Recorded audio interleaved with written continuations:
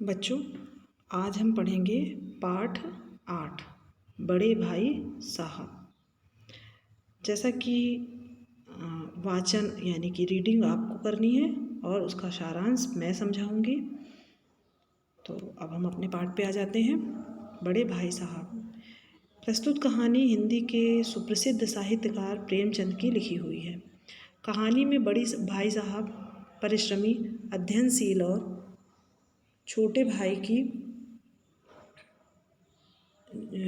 भाई जो था वो बहुत मस्ती और हरदम खेलने के कारण डांट खाता रहता था। इस कहानी में स्कूल की रटंत विद्या प्रणाली पर बहुत ही कटाक्ष किया गया है। यानी दो भाई की कहानी है। इसमें लेखक अपने बड़े भाई लेखक के होते हैं जो कि हमेशा किताबी कीड़ा होते हैं, हमेशा पढ़ते रहते हैं। परंतु जो लेखक होता है, मतलब जो छोटा वाला भाई होता है, वो खेलता कूदता मौज मस्ती करता रहता है, फिर भी उसके नंबर बहुत अच्छे आते हैं। इसी पर पूरी कहानी है। तो चलते हैं हम सारांश की ओर। इस कहानी में बड़े भाई के द्वारा छोटे भाई को अनुशासन का पाठ पढ़ाने का बहुत ही सुंदर वर्णन किया गया है। लेखक के बड़े भाई अध्ययनशील यानी पढ़ने वाले थे, पर लेखक का मन पढ़ाई में बिल्कुल भी नहीं लगता था। बड़े भाई उसे मेहनत करने की हमेशा प्रेरणा देते रहते थे। वे अक्सर मिलते ही उसे उपदेश देने लगते थे। लेखक मेहनत करने से हमेशा बचता था। बड़े भाई के उपदेश सुनकर वह टाइम टेबल के अनुसार पढ़ाई करने का निर्णय लेता था, पर कभी उसका टाइम टेबल सफल नहीं हो पाता था।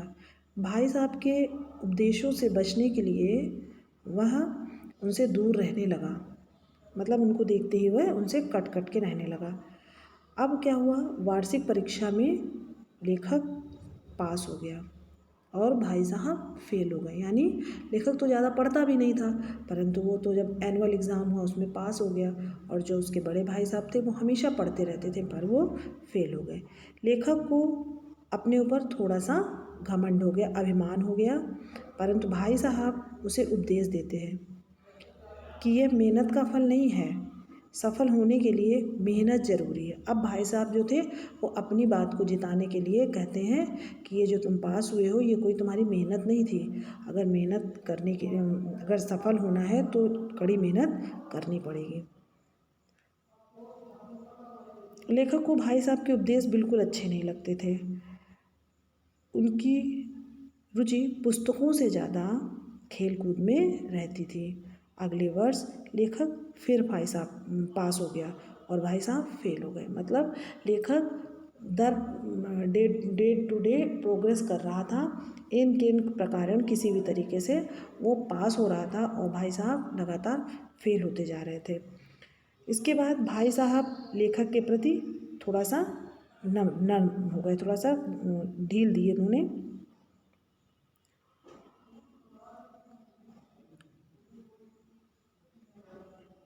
और लेखक की आज़ादी थोड़ी बढ़ गई।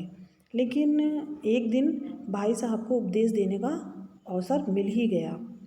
वे लेखक को समझाने लगे कि वे उनसे 5 साल बड़े हैं और उनसे ज़्यादा उनके पास अनुभव है, इसलिए वे उसे सही रास्ता दिखाने की कोशिश करते रहेंगे। लेखक को अपने छोटेपन का अनुभव होता है।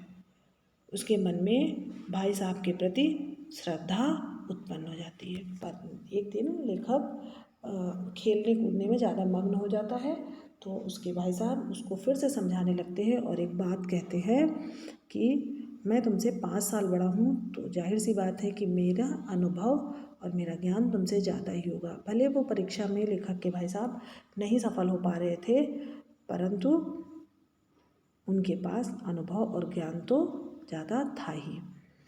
तो अब हमारा इस पाठ का क्या उद्देश्य है, क्यों हमने इस पाठ को पढ़ा, इस पाठ से हमें क्या सीख मिलती है।